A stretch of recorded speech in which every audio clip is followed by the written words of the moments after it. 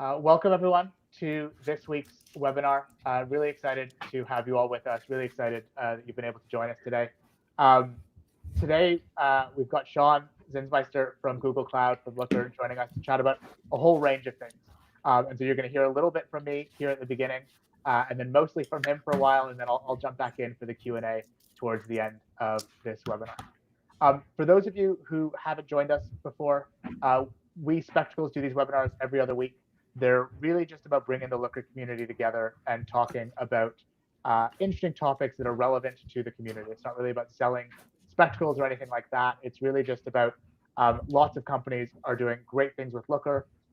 There's lots of ongoing product development happening at Looker itself, and we really just want to bring the community together to talk about all of that as much as possible. As I said, my name's Dylan. I'm one of the co-founders here at Spectacles. I'm joined by Sean this week, who's going to do a full introduction of himself in just a second as he gets into his slides and his presentation. We both are kind of like veterans of the BI space. I was a long-standing Looker user and then consultant, and now software partner. Sean has cut his teeth at a number of places, including ThoughtSpot, for a number of years. And so we're excited to have him talk to us today about all things Looker and what's happening there on the product side. One of the final things from me, as I said, we do these every other week. We have a really cool webinar queued up in 2 weeks' time. We are going to be talking with the team at a company called Inventive, who have just come out of stealth, kind of revealed themselves to the world. And they built a really cool conversational AI agent on top of Looker, particularly for embedded use cases. And so they're going to tell us all about their experience of building that, do a demo of the tool. We're actually going to use some Spectacles data for a demo there. So that event is live both on our website and on LinkedIn. So head to spectacles.dev/webinars and sign up for that. It's going to be a really good session, and we're excited for that in 2 weeks' time. And then this is really the final thing for me is like today's episode is brought to you by data democratization. I think what excites so many people about Looker is how accessible it makes data in lots of different ways to lots of different people, and kind of helps people engage with data more broadly than they might using other tools. And there's a lot of stuff that happens in Looker in an ideal deployment where you have more and more people writing LookML, you have more and more people building dashboards, you have more and more people consuming data. And it's really like, I think, the secret sauce of Looker for lots of organizations, particularly in the best deployments out there. And it's certainly what attracted us, the team at Spectacles, to Looker when we first used it. And I really just want to highlight that because I think it's a theme that's going to kind of go through a lot of what Sean's going to show in his section of the webinar in a second. And so really just want to highlight that, in that we have seen the best Looker deployments on the Spectacle side be ones where people get involved way more over time. More and more people write LookML, more and more people are consuming data. And a lot of the Gen AI stuff in particular that we're seeing, we hope will support all of those use cases and just get people deeper and deeper into data with more and more ease. And so on that note, I'm going to hand over to Sean. I am going to share his screen. Sean, I may need you to share your screen again. I seem to have lost it on my side. And there we go. Sean, over to you. Awesome. Thank you, Dylan. And I think that when Dylan and Josh of the Spectacles team kind of invited me onto this opportunity, I'd never done a LinkedIn Live before, so this is pretty cool. But also, like, what I have noticed from some of the past broadcasts is that really brings some of the most dedicated Looker followers. And so I'm really excited to show you lots of things. I've got a whole bunch of demos, and I'm not afraid to fail in public. And so you may even see me troubleshoot things on the fly, but that'll just make it more real. And it's certainly a lot of fun as well. But again, I only have a few slides just to set up some context and share a little bit about the vision. For those who don't know me, Sean Zinsmeister, I'm one of the product leads at Google Cloud Data Analytics, specializing in BI. I've been in BI for over a decade, which means that I'm a glutton for punishment. But really just means that it's been my lifelong work. And part of what really drew me to Google, as we kind of jump into it and jump into the introduction, is, I love the vision, and I've always had this idea, how do we make BI data analytics as easy as your favorite app? The truth is that we use data apps in our life every single day. If you use Yelp, you're using a data app. If you use any number of Google's wonderful products, like you're using data applications, you're querying, you have a query, you have a filter, and you're trying to get something to then perform an action. Like we do these kind of data-driven workflows every single day in our life. And enterprise business intelligence, it feels like such an antiquated term, but it's still very much prevalent in terms of where businesses are investing today. Why can't it be as easy as your favorite app? And so when we looked at the vision of Google, I simply said, like, well, how do we make BI more googly? What can we do? Because we have the most billions of users that use our consumer products, all of these learnings that we can use to try to apply to make data more accessible, easier, but also more trusted. It's something I really learned in my career. If you don't trust the data, doesn't matter how fancy your front end is, it doesn't matter. It's not going to lead to the adoption. The other thing I learned too is that the importance of the data team. If you want to drive adoption with your business users, make sure that you empower your analysts, your data engineers, because those two things are highly correlated. I've seen with customers, big, small, digital native, enterprise, throughout my career. That has really been an amazing lesson. And that's really where Google Cloud and Looker really come in. Looker's always been known as a platform that has really focused its prowess on data governance, and then mixed with Google Cloud's kind of limitless scale, and becomes really powerful. So those are like the really three things that kind of drew me to this mission. Obviously, AI is like the hot topic too, where a lot of people are now starting to look at what is in the full stack. How do I look at using more services within the stack that I'm invested in? So if you're using multiple GCP services, the great thing about Looker is it almost acts as this unifying fabric to kind of bring things together. And we've got some examples here, of course, with BigQuery. It's a natural data cloud companion. Vertex AI, which has given you even more power over the LLMs. Got some cool examples here for that as well.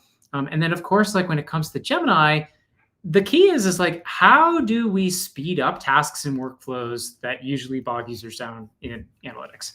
Like, we'll show you a little bit about where we're going with some of the LookML capabilities, but whether it's like a chart configuration or writing a join or, a litany of different things, like how do we help you focus on more value add work? I think that is really where this mission statement comes in. What makes BI hard is that everyone kind of has their own different working style and then their own different level of approaching the problem with a different level of skill. It's a lot of different variables. And so like trying to find a one size fits all in my experience has been impossible. Also, I always kind of say the same thing. Anytime I get a chance to talk to the community, it's nobody wakes up and just says, I really want to create a dashboard today. Like it doesn't happen. You get a chat, a ping, or an email. There's a problem that you need to go solve. And like the dashboard visualization is the result of how you're trying to communicate the either answer, reasoning, key driver, whatever it is, to that problem. And anybody who, especially in this community, knows like these blue boxes represent like the many styles or many different modes that you would go and solve this problem. And many times you're using an orchestration of multiple. I know great analysts who may start with SQL, quickly move to a spreadsheet, and then maybe add it to a dashboard. They use all three to kind of go through that investigation and analysis to be able to solve a problem. And so where we really saw this was, number one, starting at the bottom, how do we underpin to give more people flexibility with a SaaS foundation, a powerful semantic modeling layer, which is now becoming in the area of Gen AI. As I talk to more and more customers, this was more of a nice to have, now becoming more of a must have as we think about, well, how are you going to ground the AI in the output and be able to scale this proficiently throughout the enterprise, a digital native, regardless of the size of your business. Again, it goes back to the importance of trust in the data. And then the extensibility. I'm really excited to show off some of the work we're doing with Looker and Vertex, and where you can then start to take Looker's power and extensibility and flexible APIs. They're going to build your own data app. And our hope here is at the top is that you're helping your code first, really technical, proficient people on the left be able to, burn down your BI backlog. And like, that's always been the promise of self-service that I think AI can actually deliver a big incremental chunk out of with that promise. So they can focus on more value add work. And the folks on the right, I always say like AI gives you reach, right? It gives you reach into these other modes that you may have felt like blocked from because you didn't want to find the time to learn, or, it just, simply put, the ability of AI like almost melts away the UX, which is super complicated. There's so many amazing BI tools on the market right now, but what makes them hard is like to do the thing that you want to do. You have to go to like the submenu of the submenu of the submenu to find that function. I mean, that's what requires training. So it's like very logical for where these things start to come together. It also is where our roadmap kind of goals and strategy have really come into play too. This has been something that we kind of talked about when I first joined Google at the beginning of the year, where we really said, like, we really want to deliver a unified product experience. And like, what does that mean? It means that we're hearing from customers a lot on the following things. They want to understand a more accessible commercial price point. They want a simplified buying experience. They want better self-service and visualizations. And of course, like, I feel like you could probably add this to any growing wish list. They want something that's easier to use. And we were fortunate enough in the portfolio, for the quick history on this, because I always think it's good to recap. Looker Studio a couple of years ago was branded from Data Studio, as that team and product kind of came into the bigger Looker family. It was rebranded Looker Studio. And now the mission that we're on, which we're making tremendous progress on this year, is really bringing the best of Looker Studio to address some of those pain points. Looker Studio really is, again, go back to like that vision statement. It really is this Google Easy dashboarding function where if you use slides and docs before, and I'll show you this a little bit when we get off the slides, is just easy drag and drop and pre-built componentries for you to build something super interactive. And this reports, we think, addresses a lot of those needs, allows you to connect and consume more of the Looker models, because like, what's a good data model if nobody consumes it and nobody actions on it, right? It just sort of lives in isolation. So this is a huge unlock, we feel like, for that. So bringing this unified experience into one platform and bringing this to all Looker customers was huge. You saw it next. If you're not familiar, if you're a current Looker customer, you can get complimentary Looker Studio Pro licenses as kind of a part of this journey as well. So this is a huge mission that we're on today. And this is what our goal of the portfolio looks like. I believe in that being very authentic with the community. It's like, we're on a journey right now. We're making a lot of progress. Getting the entitlements out to Looker customers was the first step. The other step, we said, it looks like a lot of the Gemini stuff that you all are doing is very Looker Studio Pro oriented. And it's not an or statement. It's still an and statement, meaning that the reason we're trying to unify is to also bring some of this modernity to the platform as well, so we can actually be able to deliver Gemini features a lot faster, more efficiently to customers. And so this is a huge part where we're kind of bringing these things together. First step, make Looker Studio Pro more available to Looker customers. The next piece we're working on is unifying the experience, one login, easier team administration, centralized content management. So your studio reports are right alongside your Looker core dashboards, or your Looker dashboards, and making sure that like we deliver that experience, which we're excited to get a lot of feedback as we continue on this journey. And the price point is another one too, like making sure that like you can't have a unified product without unified commercials. Buying BI is complicated in general in my experience. I'm not sure anybody's super cracked the code, but I think that this is an area of improvement we've heard a lot from our customers. How do we simplify the user license management, make it easier to kind of get started with Looker, not just from a user experience standpoint, but from a purchasing standpoint as well. All right, so let's get into the technology, because if I stand too long on slides, I get a little nervous, because I'm really excited to show software and get to it. But this is such a really important concept that I wanted to touch on, because I mentioned that the semantic layer is really like having a new renaissance in the Gen AI era. It's one of the things that really drew me to the Looker portfolio, because the importance of applying AI and grounding it on a curated data model is important from a technology standpoint, that the model is informing the LLM the context clues it needs to ensure that you get the accuracy of the answer. Okay, so that's part one. The second part is actually Dylan kind of touched on this too. It's the human component of this as well.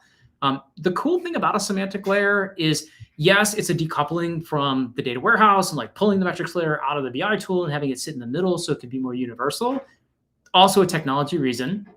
The collaboration that, teams get together and define these metrics together. What does revenue mean? What does, MAUs mean if you're on the product side? Like, the fact that we're together implementing those definitions and then sharing them across our different kind of panes of glass, if you will, is a huge part of it as well. And so when you start to apply AI is a technology solution. Semantic layers like really encompasses the importance of the BI team. And so I think that the data analysts, data engineers take even more of the hero's role in the era of Gemini as well. And so like we see this playing into, well, certainly something that we're focused on when we know that accuracy is not only something we can differentiate on and do really well, but is super important to adapting these tools. Okay, one of my final slides, and then we'll get into software.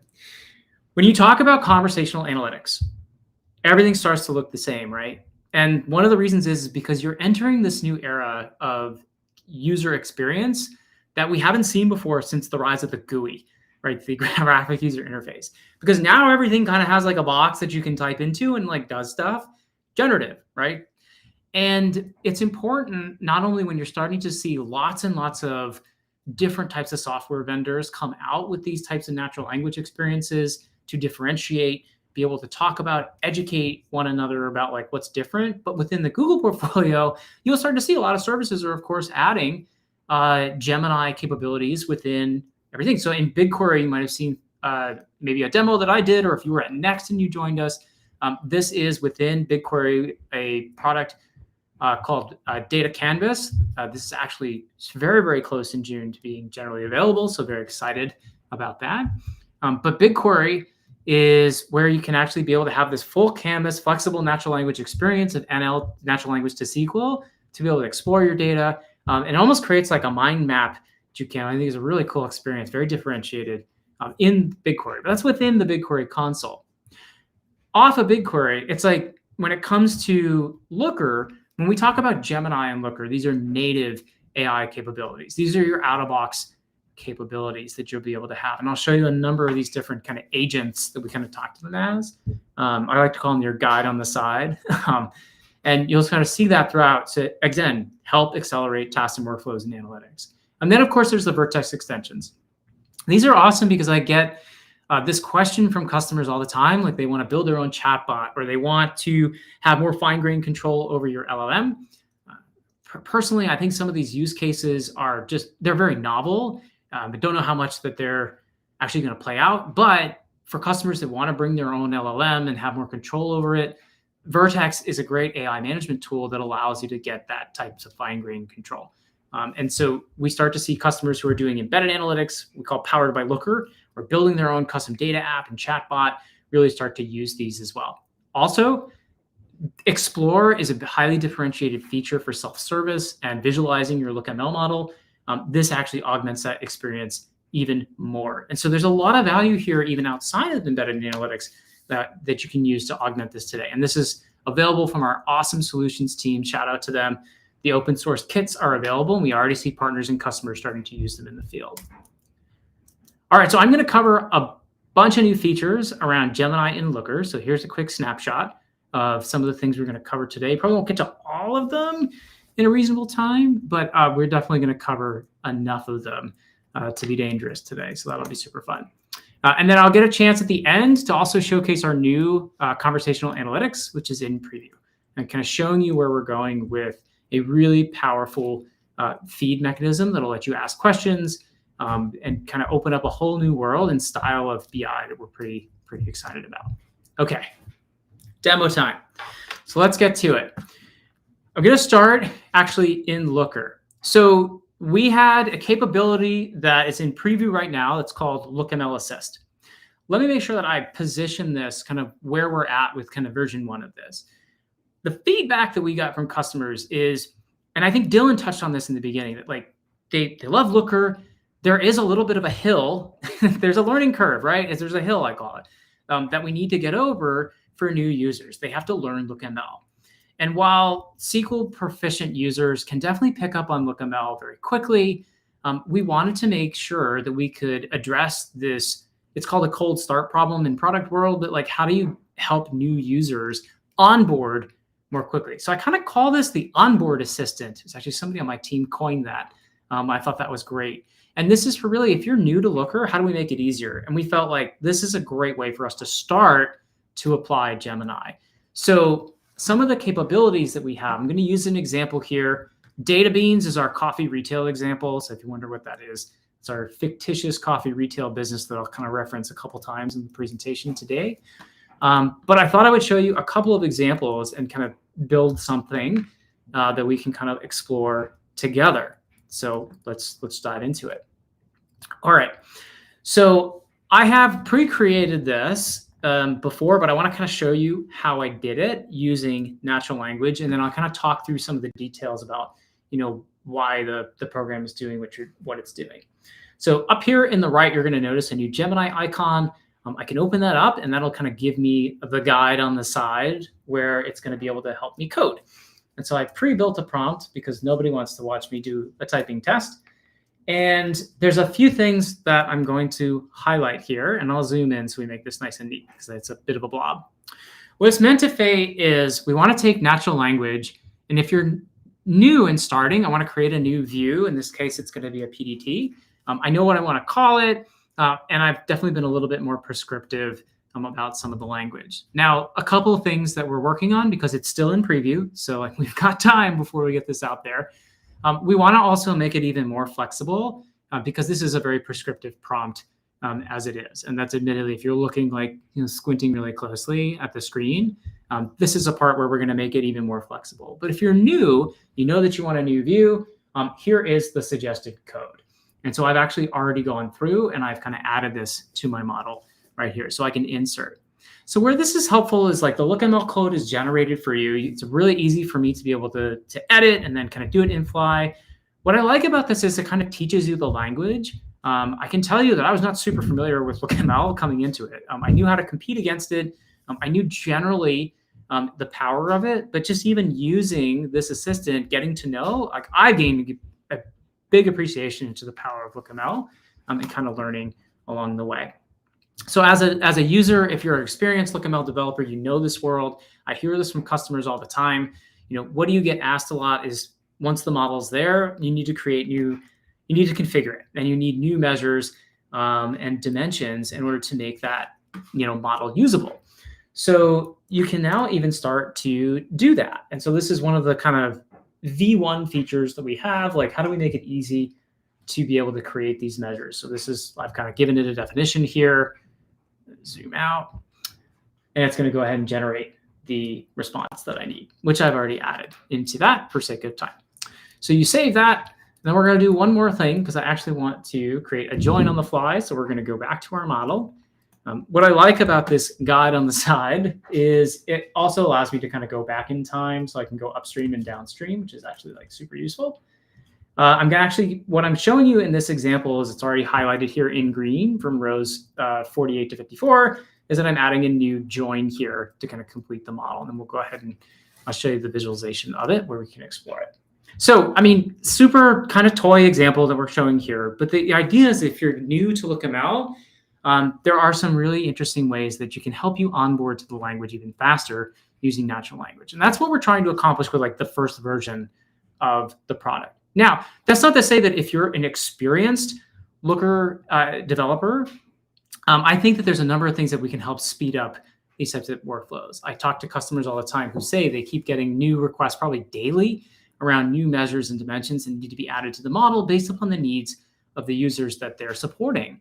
And hopefully this is something that they can see even at the early stages that start to accelerate that workflow as well. All right, so once we have this, let's go into our Explore.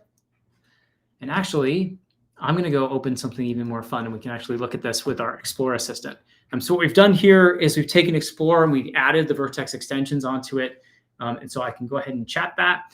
And this is going to show that I can now kind of chat with my data here. So if I wanted to say show average total sales per customer for the top 5 locations.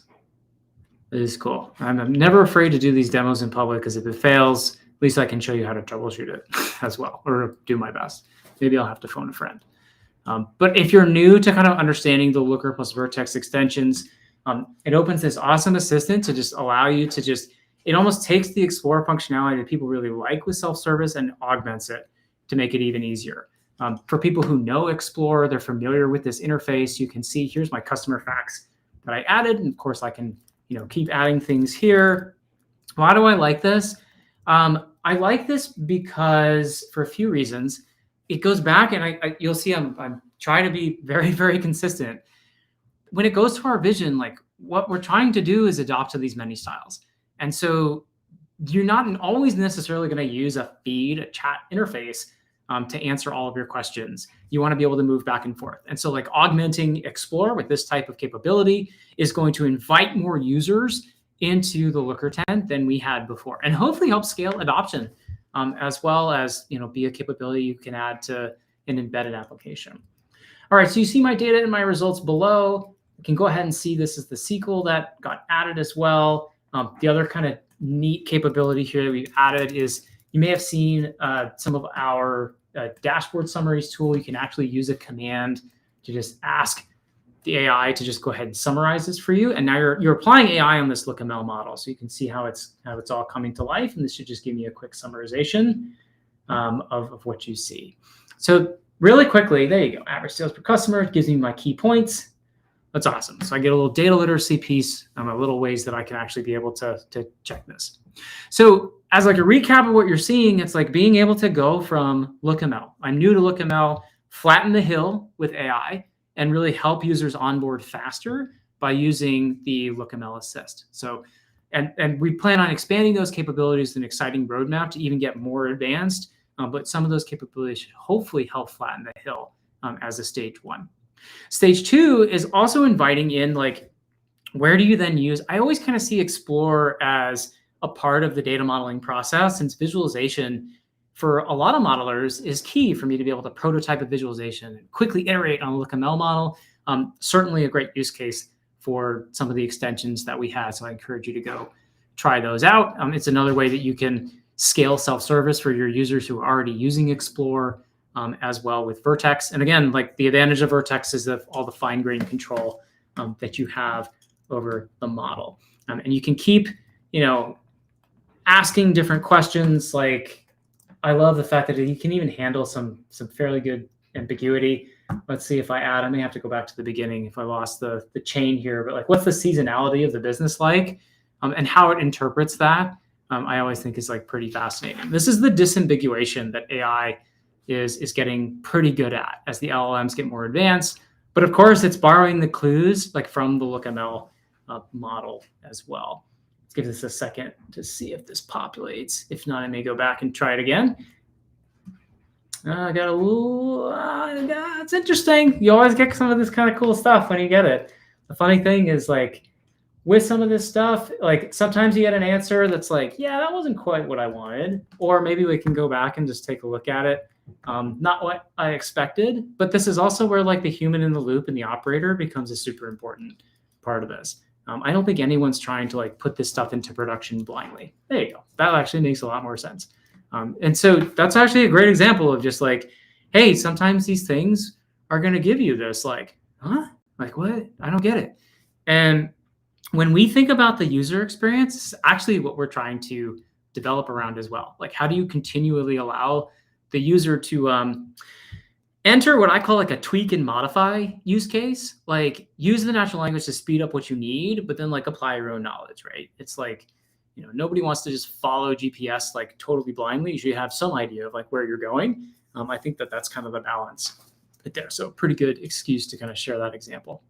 All right, so we talked about starting from the IDE and then applying natural language to kind of flatten the hill and getting started with LookML. A little bit about Explore and some of the capabilities there. And the other thing we talked about in the opening is really the unification of the product. And this is where I can switch over to Looker Studio to show you what's pretty exciting here as well. And then I'll end with kind of giving you a glimpse into conversational analytics.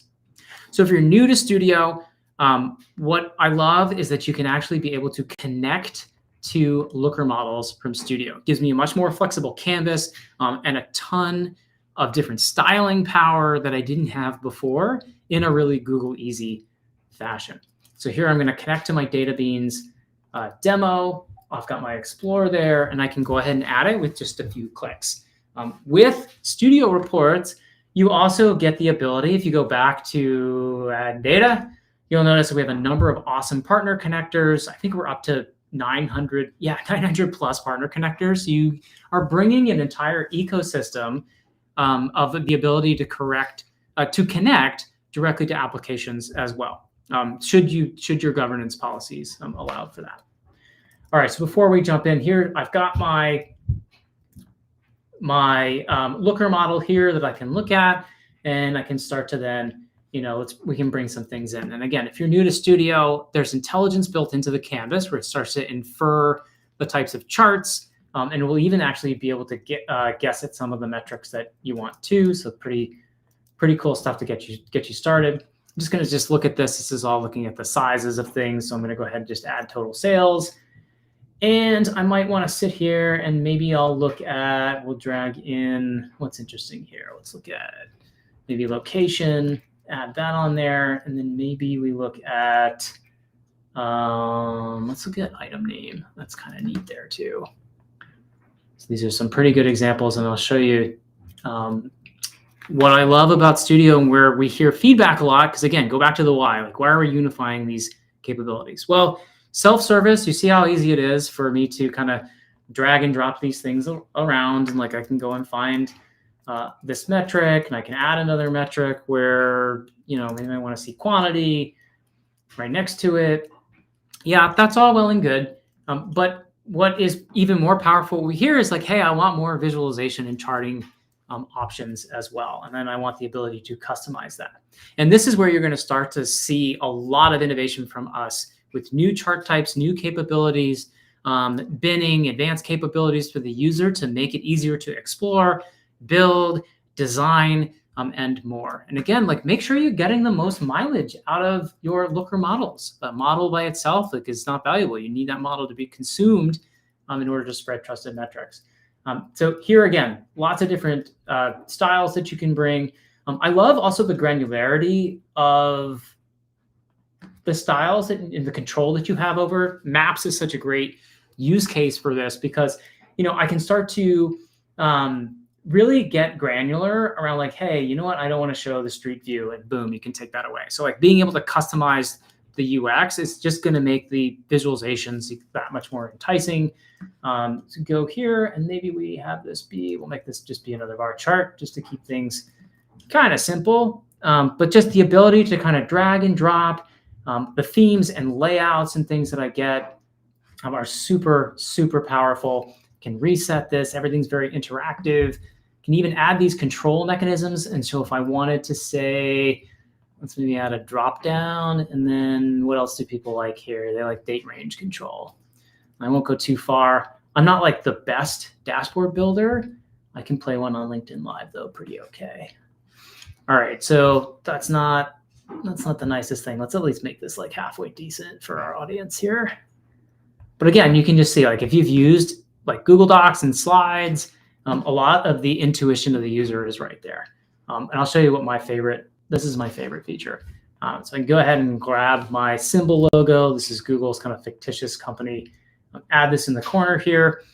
But like, look, the colors are all out of sort. But what's neat is like you can actually go to any image and extract a theme from the image. And so I can click here and make that purple. And now I've got like the built-in themes. Let's see what pink, because that's radical.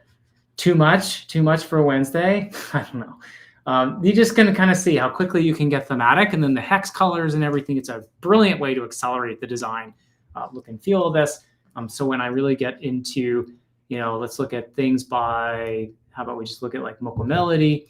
Again, my example is probably a little bit silly here, but you can just see how easy it is to add these interactive elements to it as well. So boom, everything is cross-filtered, very, very powerful.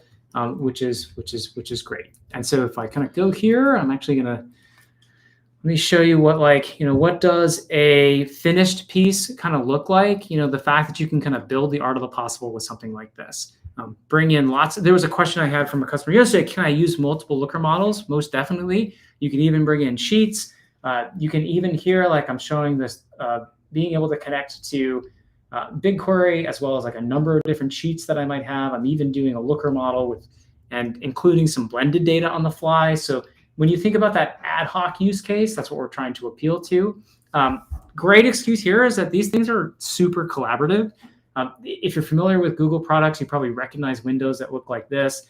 I can control the different access levels to different users, which is really helpful, or get like a link as well. I can see that my friend Eric is looking at the report as well. And then again, like just the interactivity that you get. Let's go back to view and reset. Can add imagery. You can even embed videos, which is pretty cool. So like I won't belabor it, but just a lot of power with the different advanced visualizations that you can get, and give users the ability to interact super easy in a really controlled manner. All right, so like that's a look at, actually I'll show you, should we show one more thing? Yeah, let's show one more thing on Studio, because we're talking about Gemini. Let me go grab, I like this one because I like the Looker Latte. I think we can call it the Looker Latte. It's pretty cool. So the other piece here is like, again, you're going to start to see this Gemini icon, which is going to come with a number of different features. Slides is really, really powerful. Why? Because if you've been in this business long enough, you know that at some point data ends up in the slide with a story somewhere. It's the way our world works. It's the way that we drive collaboration and action. And so I can actually go ahead and then if I click on that, it's going to allow me to enter a workflow. I can choose all of the visualizations, or it's going to open up a choose your own adventure where I can actually select which ones that I want myself. And so I'm actually going to select just a couple. Let's grab our revenue by quarter. Here, I'll grab this one. You can see it already starting to build on the side. So in this case, you can add like 2 visualizations to a slide. It might be a little crowded, so maybe I want to add a slide. Just gives me a way that I can kind of just build this out however I want. Let's just add 3. Cut down on the click stream for everybody. Well, I added the same one twice, which is cool. Let's do those 2, and we'll add 1. Let me go back and get this one again. There we go. Have our revenue per quarter. All right, so as soon as that is populating, you'll go ahead and generate slides. And what Gemini is going to do is it's going to go ahead and automatically create a slide deck for me and use the LLM to look at the visualizations and charts and create these little narratives for me. They're great starting points. A lot of customers who have already been utilizing this have said, they're great starting points. We're not going to use them verbatim. And I said, nope. Again, the guess and check, tweak and modify. I think it's just saving you time, and time back to your day is huge in the world of BI. So a number of different insights that you can grab just to help to build your data story really, really quickly. So we're excited about this capability. And then, of course, you've got the power of Google Slides at your disposal to kind of do with whatever you want. So with that, maybe I thought I might end my kind of presentation before we go back to Q&A on where we're going with conversational analytics. This is in preview today as of next 24 in April. And so you'll be able to go here and create, and this will open up a new conversation. Now, there's a few things that if you've seen this before, that's great, but we're continuously innovating. That's why I'm always nervous about innovating preview, bleeding edge stuff, because like who knows what's going to appear. But what we're starting to do is like as you do a hover over, the tooltips are actually generated by the LLM as well. Why is that important? Well, because there is such a thing when you talk about these new capabilities of like AI on relational data. How do you get over the fear of the blinking cursor or the fear of the blank search bar? Like, what do you actually like put in this thing? And so what we try to focus on here is, again, the cold start problem. How do you make it really easy to give users, you're starting to see some of this UX kind of come together. So I was excited to kind of show this in preview today, where it's like talking about like, hey, these are the types of questions you can ask based upon the data. And so, I can ask like, what is our most popular products this month? You can ask a question in natural language. Really great for just like really rapid response, being able to just ask questions very quickly in the moment. Let's see what it comes back with. There you go. So it nailed that. We're even up to the 12th. The other thing that I love about this, it's like not a super hard question to answer, right? But it's probably something you might come back to again and again and again and again. You can also see like where the mobile capabilities start to unfold on this. A couple of fun things. These are automated insights. And so on the fly, like you see, kind of see how we're tying these user experiences together with kind of doing it in slides a little bit, but now bringing this in context for the user to say, hey, these are things to pay attention to. The details piece is just a blob text for right now, but like really starting to expose to the user, watch this space because we're excited about where we're going to let you be able to edit. Again, tweak and modify along the way. And the other piece that I really love here is the visualizations. One problem we don't talk enough about in BI is like the chart overload. And actually like we're choosing the right chart type. We're starting to add intelligence to this too, where you might look at this at first and say, man, there's only those visualizations I could choose from on the fly. Well, the reason is like less is more actually, where we just wanted to be able to say, hey, like, can we just give you a few visualizations to be able to just visualize this on the fly?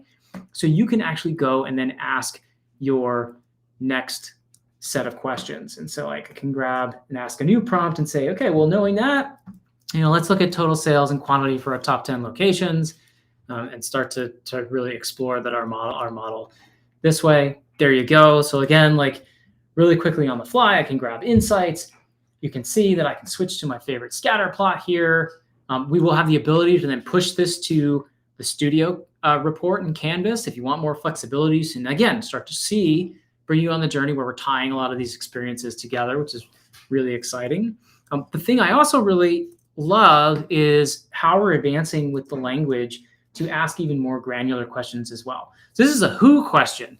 So like if you're in retail or commerce, like you want to build a loyalty program as a use case, who are our big spenders is a natural question to ask. In this case, Michael Smith rises to the top. So like, what do you want to know? It's like, well, where do we send Michael Smith the coupons to go? Like, where are they visiting in their journeys? So like what locations and how much total has Michael Smith spent? So maybe we know what kind of promo that we can be able to offer him.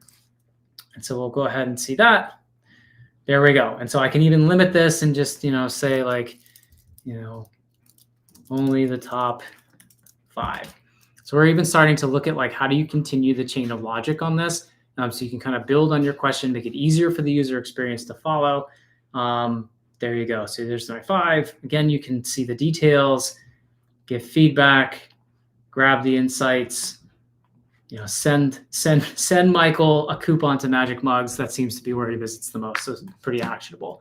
And last thing, like also being able to just be able to calculate things on the fly. So like, what is our customer's average order value over time? Maybe that's not in the data, but that's pretty easy math for us to be able to do on the fly. And there you go. So it's actually pretty consistent. So again, you can go upstream, you can go downstream, you can see where we start to tie these things together and add this type of intelligence to the program. So that's a full tour. I went through a lot. Hopefully you got to see a lot of software that actually worked pretty okay. I think I had some pretty good karma going into today. Dylan maybe might agree here, but I haven't gotten a chance to check in with the Q&A yet. And so I'm not sure how much of it's full with cheers and jeers, but I hope it's full of good questions. And so what are people interested in? Likes, dislikes, comments, questions. What can we clarify for folks? What are we seeing on the chat? Yeah, there's a whole bunch of stuff. So I'm going to go through it all now. Just I guess like as a call to action to people, if you do have questions, drop them in. This is on YouTube, this is on LinkedIn, so please drop them there. We'll try to get to as many as possible.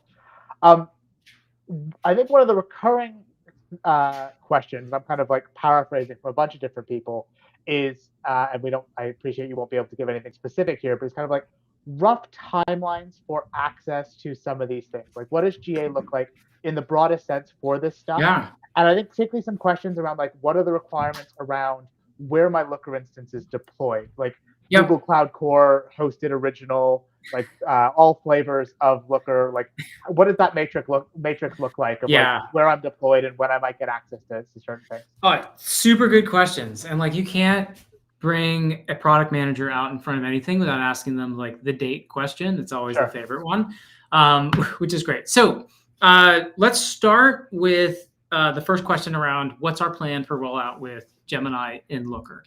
So our goal is to actually be able to GA a lot of these capabilities well before the end of the year. So if you're looking at H2, Q3, Q4 for us in the calendar year is probably looking at our like targets. So like things are in preview today.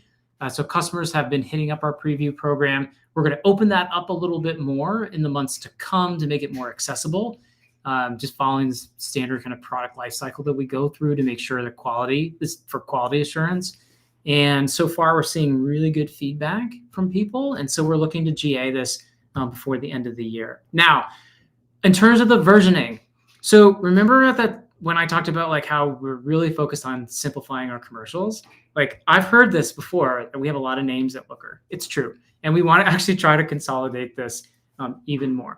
Let's start with names on deployment. So Looker Core, Looker Cloud Core, officially in documentation, is if you are launching Looker through the Google Cloud Console, that is Looker Core. And so the advantages of that is that you get deeper integrations within the GCP stack, from security, tighter integrations with other GCP services. That's great if you are already kind of a Google Cloud loyal customer, or you are interested in the Google Cloud ecosystem and stack. That could be a great choice for you. However, we live in a multi-cloud world, and Looker continues to remain a multi-cloud tool. We see that into the foreseeable future. So whether you're connecting to other data clouds on the market, like Snowflake and Databricks and other things, we want to be able to make sure that Looker is available to you as well. This has been called, I think, Looker Original is kind of the internal name on it. We're working on kind of the, I like that kind of look. So it's like the OG Looker for people who've been with us for a long time. Looker Original is essentially like if you are not on Looker Cloud Core, you're probably self-hosted on AWS or one of the other platforms or Azure. And we want to be able to support that too. Good news on unification, and like, what does that mean? So when it comes to product unification, regardless of if you're on Core or if you're on Original, we plan on bringing the Looker Studio Pro and subsequently Gemini available to you. So the unified experience is intended for both Looker Original and Looker Core users. Looker on-premise customers, to which there are a lot out there, that is something we're going to have to address on the roadmap. So we're prioritizing Core and Looker Original first for product unification, and then addressing on-premise, which we know is still prevalent in the market today, even though we'd love you to come to the cloud. And actually, like, we're starting to see more push to the cloud to get some of these capabilities. So that's an awesome excuse if there's been inertia. So there's a stronger case for you to make the ROI, given the level of data adoption that you might make. So that covers deployment. That covers the question on date. And I think, again, I get a lot of questions around the Looker Studio Pro entitlements. Again, if you are on Core or if you're on Original, non-embedded customers have essentially a one-to-one complementary license with Looker Studio Pro. And you can activate that via our self-service. If you run into any issues or not, just like reach out to your account manager and they can help us escalate. We've been able to kind of solve some of these early snags in the release like pretty quickly. And so the team's pretty responsive and on it, can triage appropriately. So cool. I kind of answered a full spectrum of different stuff, but hopefully that gives folks some clarity. That's perfect. I guess one thing to clarify from my understanding is anyone could take the Explore Assistant, which you demoed today, which is open source. They can install that wherever you're deploying Looker today, ready to go. Explore Assistant is like, there's obviously steps that they need to use to install it and training data and all that stuff. And we did a webinar on that a couple weeks ago. So if you're interested in that, go and look at that. But that's like ready to go. You can play with that today if you wanted to.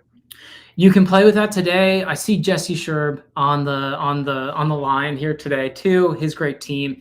I was working with a number of our partners, but yes, you can go ahead. We already see deployments like our customers from Kenview, for example, a great customer example applying this to their Explore instance for self-service for marketing analytics and being able to provide natural language on their LookML models. Yeah, you can get going with this today.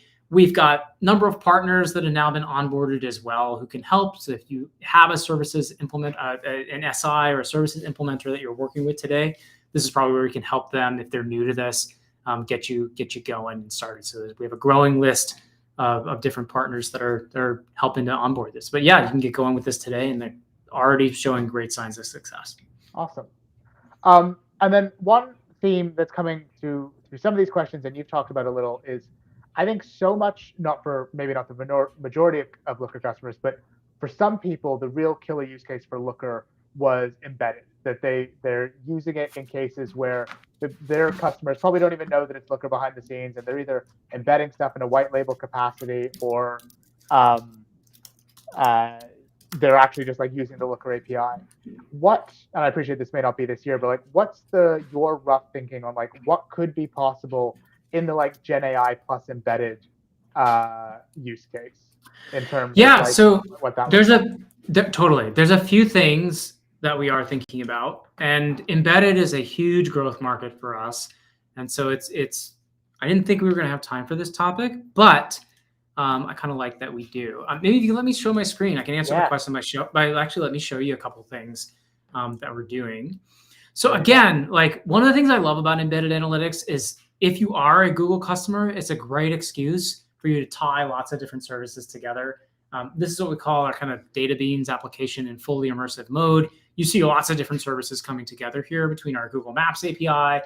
You start to see Gemini kind of popping up here, Looker and Vertex AI behind the scenes, but also the ability to kind of launch embedded dashboards is huge. And so like, not only do I see this, I kind of mentioned this where like the Looker extensions are super powerful in saying, hey, I want to add dashboard summaries, or here, like you can actually see what the team has kind of mocked here is also a version of the Explore Assistant that you can show on the fly. This is showing you how you can just kind of customize the look and feel of this as well. And so on the embedded front, this is going to be huge, like to be able to go further. The other thing we're looking at is how do we make the conversational agent backend like more available? I think that's something else that we want to look at. There's also on the roadmap looking at where we make the actual natural language to SQL API available to developers as well. People who just want to get access to the that API to run that conversion and then build whatever the heck that they want. We're kind of looking at all kind of broad spectrums from there. And the other thing, if I can go back, cool. All right, this worked really well. The other thing, it's not in my instance. I might actually have something open. Give me 1 second. Can I vamp for a second we can definitely vamp. Bring this up? The one thing I'll add on the like embedded plus Gen AI stuff is the webinar we've got in 2 weeks' time with the team of Inventive is perfect for that. So if you're an embedded customer and you like already using Looker in an embedded context and you want to provide like more Gen AI, particularly NLP stuff to it, make sure to attend that, because what the guys at Inventive are building on top of Looker is really, really cool. And is like, I think we're hopeful and we expect allows a lot of people to have like a very quick go to market on Gen AI plus Looker in an embedded context. So maybe that's bought you a little bit of time to. It did. It's like you were in radio, Dylan. That was great. I don't know if maybe I'm still gonna screw up my example here, but let me see if I can pull up just something simple here. Again, I'm gonna just kind of use a little toy example here for sake of it. But when you talked about embedded, I wanted to make sure we showed off of this because this actually has been a really popular functionality, which has been our advanced visualization editor, where we really open this up to be able, let's see if I can grab it. Yeah, there's our virtualization assistant. Okay, so a couple things. Number one, yes, there's like the kind of neat thing. That's kind of an ugly chart, but that's okay. Where yes, like we want to be able to update that chart within Explorer using natural language. That's helpful. But actually the power kind of lies here. We're starting to open up the visualization because we say like, especially in embedded, they want more customization, more fine-grained control into the visualizations themselves prior to embed. And so you're starting to actually see that kind of come together in our advanced editor here. The pickup on this has actually been really encouraging. It's been one of our most popular items on embed. And so I see this area as one to watch of where we're going to kind of take this even further because it's been big in demand. So in addition to some of the really cool Gemini stuff that we're doing, which we want to say, hey, how do you add this to your own applications and portals and embedded instances? This is something where it's like, how do we give you more control over what you want to build with capabilities like this? And so it's good that I was able to kind of just bring up a quick example to kind of show you some of what we're working on here. Yeah, that's awesome. Perfect. Well, I think we're coming up to an hour, so I think I'm going to have to call it there. For those who have like continuing questions, we have an open source Slack, so please head there. and ask away, and we'll try to answer as many of them there as possible. But it also sounds like, Sean, we'll probably have to have you on again to show more stuff, show progress in the next year, and also just talk about more things Looker, because this has been awesome. So yeah, this has been really fun. Dylan and Spectacles team, Dylan and Josh, thank you so much for having us. Feel free to connect with me. I'm the only Zinsmeister at Google for right now, and so I'm very easy to find. But feel free, connect with me, reach out to me, feedback, ideas. This is one of these really exciting times in BI where everyone has an equally good hypothesis on this. And the real case is like, hey, what's the unlock for your business? And so, please let us know what you think of some of these capabilities, and we'll try to get you hands-on as fast as we can. So thank you again to the Spectacles team for having us. Hope it's a series of different kind of situations we can do where we keep introducing new stuff to the community. So thanks again. For sure. No, thank you. And thank you to all the audience. We've had a ton of questions. The input from all of you has been awesome. We love to see that. It's why we keep doing these. So thank you to all of you. And hopefully we'll see all of you in a couple of weeks' time. Have a great rest of your day. Thanks, everyone.